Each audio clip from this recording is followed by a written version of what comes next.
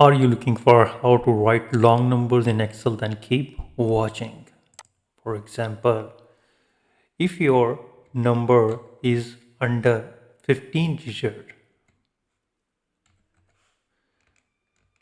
but show up as a this, you can fix the display using the ribbon. For this, you need to click on the home and click on the number, and here click on this drop down menu and click on this number, and now extend the column width and decrease the decimal from here. So let me undo that. Another way is that right click and go to the format cells, and here are the number, and you need to decrease the decimal to 0 and click OK, and now increase the column width.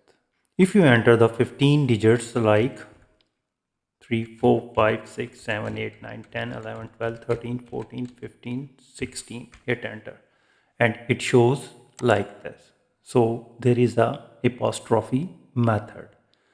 So type a single apostrophe before entering your number, and now enter the number.